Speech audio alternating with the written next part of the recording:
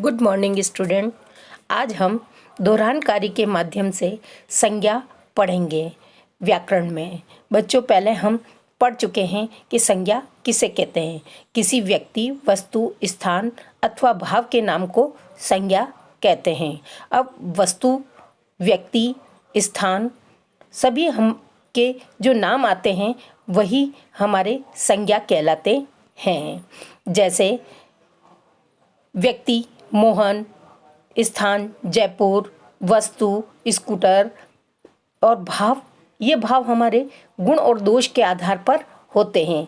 अच्छाई, बहादुरी, है ना, ये सभी हमारे संज्ञा कहलाते हैं। बच्चों, संज्ञा के 3 भेद बताए हैं: व्यक्तिवाचक, जातिवाचक और भाववाचक।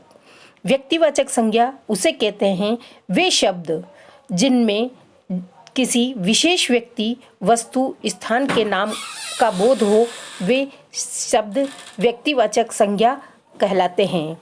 जैसे किसी विशेष व्यक्ति का नाम भगत सिंह, कपिल देव है। विशेष स्थान का नाम दिल्ली, आगरा, नाथद्वारा। नदियों के नाम, स्मारकों के नाम, पुस्तकों के नाम, महीनों के नाम, पर्वतों के नाम या समाचारों के नाम, ये सभी हमारे व्यक्तिवाचक संज्ञा में आते हैं। बच्चों, दूसरा हमारा है जातिवाचक संज्ञा। वे शब्द जो किसी जाति, समूह या वर्ग का बोध कराते हैं वे जातिवाचक संज्ञा कहलाते हैं। अब ये समूह का है। जैसे प्राणी में हमारे सभी सजीव आएंगे। जैसे लड़का, तो लड़का एक जातिवाचक संज्ञा कहलाएगा। अब लड़के में कोई भी हो, रमेश, महेश, रामू, तो ये सभी एक जाति कहलाएगी। बच्चे में सभी छोटे बच्चे आ गए। इसी तरह से संबंध, माता पिता, भाई, चाचा चाची, ये हमारा एक परिवार होता है। ये भी हमारे जातिवाचक संज्ञा में आते हैं। स्थानों के नाम, देश के नाम, पर्वत के नाम, शहर के नाम, नदियाँ, अब कई नदियाँ हैं, कई शहर हैं, तो वो सब हमारे एक जातिवाचक संज्ञा में आते हैं। तीसरा हमारा है भाववाचक संज्ञा। भाववाचक संज्ञा हम उसे कहते हैं वे शब्द जिनसे किसी व्यक्ति, स्थान, वस्तु आदि के गुण, दोष अथवा अवस्था का बोध होता है, उसे भाववाचक संज्ञा कहते हैं। जैसे गुण दोष। अब गुण दोष क्या है?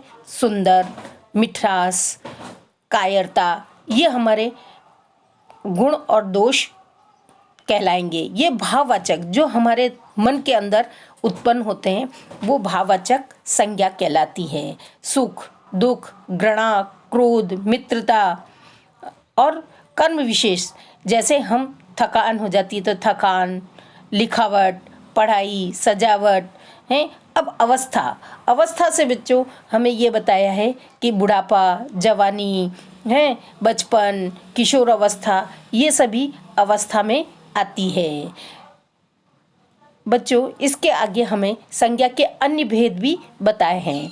अन्य भेद में 2 प्रकार के हैं। वो पहला है समुदायवाचक या समूहवाचक संज्ञा कहलाता है।